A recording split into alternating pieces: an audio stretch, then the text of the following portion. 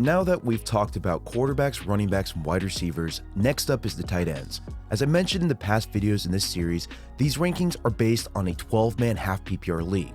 In this setting, we'll use a quarterback, 2 running backs, 2 receivers, 1 tight end, a flex, a kicker, and a defense. Now, like before, if you use a different setting than the one I'm listing, make sure you check out my Patreon account below.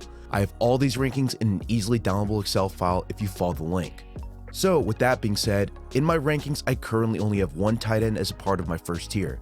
That player is Travis Kelce.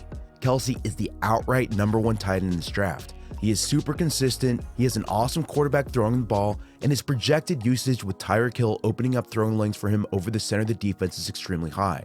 Yes, George Kittle, who we'll talk about in a minute, is also really good, but from a PPR and a touchdown standpoint, Kelce definitely gets the nod.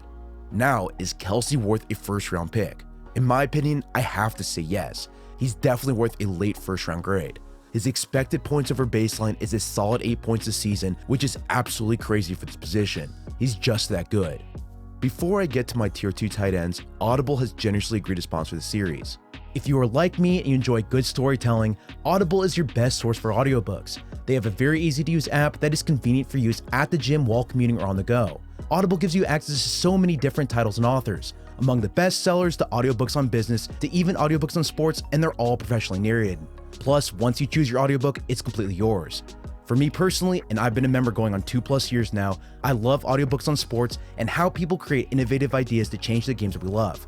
For example, I just listened to Astro Ball: The New Way to Win It All by Ben Ryder, and that audiobook was perfect. He details the behind-the-scenes process on how the Astros went from one of the worst teams in baseball to one of the best, and he does so in a very unique way.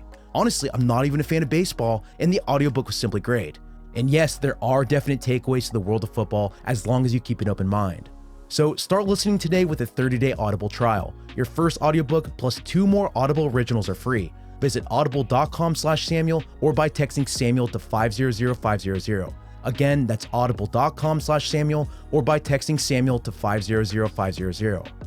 Alright, so while Kelce is the clear #1 tight in this draft, the next 2 targets are also extremely valuable. We have George Kittle and Zach Ertz. Starting with Kittle, he put up a monster season with Nick Mullins throwing the ball for the majority of the year, and I think he's going to continue to be a big part of this offense. However, I don't think he's going to break 1,300 yards again. I currently have him around 1,150, mainly because the 49ers wide receiving core only got deeper this season. They drafted Deebo Samuel in the 2nd and Jalen Hurd in the 3rd. Plus, Dante Pettis will probably become a bigger factor in this offense. This year, I see Kittle as a late 2nd to early 3rd round pick. The other member of this tier is Zach Ertz. Last year, he averaged close to 10 targets a game, and he had a career year gaining over 1,100 yards. That was a great season on 150 targets. That number actually means that he led the entire Eagles offense in targets by more than 50. The next closest guy was Alshon Jeffrey, who didn't even crack 100. In my opinion, when you factor in Dallas Goedert's increasing role, Deshaun Jackson signing this offense, and finally the Eagles drafting JJ Arcega-Whiteside, I just can't see Ertz repeating that same performance. At best, I see him around 950 to 1,000 yards simply due to these other factors outside his control. While 950 is not 1,100, he's still clearly worth a mid-3rd round grade. Now, outside of these top 3 guys, the one thing you have to know about this draft is that there is a heavy drop in talent beyond this point. This is a much bigger drop than any other position out there. So with that being said, my next tier includes OJ Howard, Evan Ingram, Jared Cook, and Hunter Henry. All 4 of these targets are worth 5th to 6th round grades.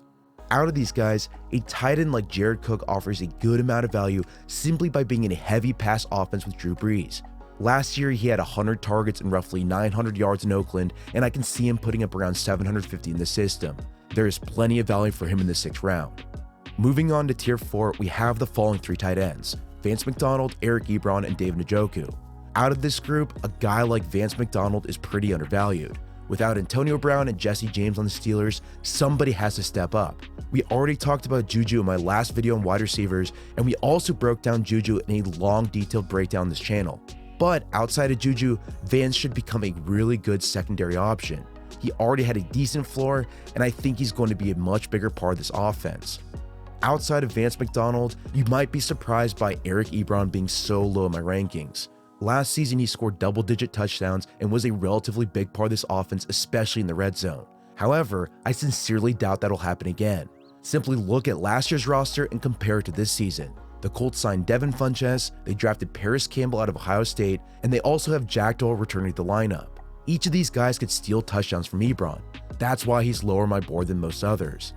Now, we could spend more time going over the rest of this list, but my strategy for the rest of these players is similar to the other positions. You are just looking for a good matchup against a bad defense like usual. Similar to the receivers in this regard, don't chase touchdowns. What I would do if you don't get a top 7 guy is I would pair a high floor tight end like Vance McDonald or Austin Hooper with a guy with a higher ceiling like Jordan Reed. Yes, this does assume that Reed will stay healthy, so make sure you look out for his status on a weekly basis. However, your goal with this is just to create a high-low ceiling in order for you to take advantage of different matchups. That's it. That's a really good strategy for you to take on if you don't get a top 7 player. Regardless, this wraps up my main 4 guides for the season. I'm not going to do a kicker or defense video, mainly because I typically rotate these players through free agency. Briefly talking about kickers, just look for a good offense that puts up yards but can't seem to score in the red zone. Honestly, I would just use any standard fantasy kicker ranking out there for this position. Now for defenses, on the other hand, use free agency to pick matchups against bad offenses for your team to go up against. Yes, it is more work to go through free agency every single week, but it's definitely worth it in the end. You don't have to worry about a great defense facing a great offense, as your goal, again, is just to pick up a good matchup. As I mentioned at the start of this video, I have all these rankings in easily downloadable Excel files all on my Patreon account. This includes the half PPR leagues, but it also includes a bunch of different settings listed on your screen. So make sure you click on the link below.